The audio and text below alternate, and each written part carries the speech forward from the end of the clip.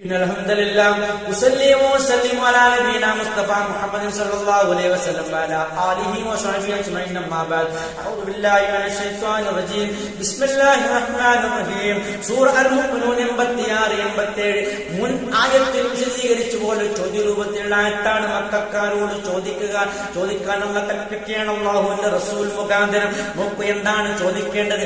ഖുൽ നബിയെ തങ്ങൾ ചോദിക്കൂ, മൻ റബ്ബുസ് സമാവാതി സബി, ആകാശങ്ങൾ ആരാണ്, അതിന്റെ റബ്ബാരാണ് എന്ന് ചോദിച്ചു നോക്കൂ. അതിനെ സൃഷ്ടിച്ച് പരിപാലിക്കുന്നവരാരാണ്, അതിന്റെ റബ്ബാരാണെന്ന് ചോദിച്ചു നോക്കൂ. വറബ്ബുൽ അർശില്ലദീ, മഹത്തായ അർശിന്റെ റബ്ബ് ആരാണെന്നും അവരോട് ചോദിച്ചു നോക്കൂ നബിയെ. സയഖൂലൂന ലില്ലാഹ്, അതൊക്കെയും അല്ലാഹുവിന്റേതാണെന്ന് അവർ പറയും. ആകാശങ്ങളുടെ സൃഷ്ടാവ് അല്ലാഹുവാണെന്ന് അവർ സമ്മതിക്കുകയാണ്. ആ അർശിൽ അവർ അറിയാത്ത രൂപത്തിൽ ഏതോ ആകാശത്ത് കിടക്കുന്ന, ആകാശലോകത്ത് കിടക്കുന്ന അർശ്, അത് അള്ളാഹുവിന്റെ ഉടമസ്ഥതയിലുള്ളതാണ്. അവർക്ക് കെട്ടുകേൾവി ഉണ്ടായിരിക്കാം, അള്ളാഹുവിനെ നമുക്കറിയില്ല. പക്ഷെ അവരോടുള്ള ആ ചോദ്യത്തിന് അവർ മറുപടി പറയുന്നത് അത് അള്ളാഹുവിന്റേതായി, അള്ളാഹുവായി ബന്ധപ്പെട്ട് ആണെന്ന നിലയ്ക്കായിരിക്കാം. ഒരു പക്ഷെ അതും അള്ളാഹുവിന്റെ തന്നെയാണ്, അതിന്റെ ഉടമസ്ഥൻ റബ്ബ് അല്ലാഹ് തന്നെയാണെന്ന് അവർ പ്രഖ്യാപിക്കുകയാണ്. അല്ലാഹു സുബ്ഹാനഹു വ തആല വീണ്ടും പറയുകയാണ്, ഖുൽ നബിയെ താങ്കൾ പറയൂ, അഫലാ തത്തഖൂൻ, നിങ്ങൾ സൂക്ഷ്മത പാലിക്കുന്നില്ലേ?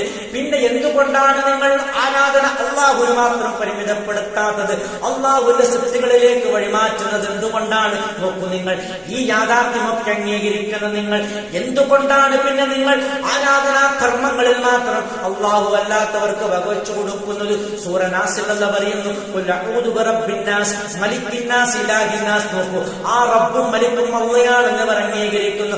അതേസമയം ഇലാഹ് പൂർണ്ണമായും അല്ലാഹുവാണെന്ന് അംഗീകരിക്കുന്നില്ല.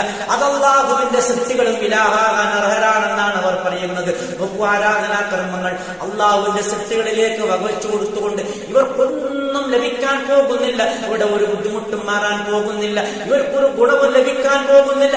ലോകത്തുള്ള ഒരു മുശ്രിക്കീങ്ങൾക്കും അല്ലാഹുവിനല്ലാതെ ഒരു സഹായം ലഭിക്കില്ല.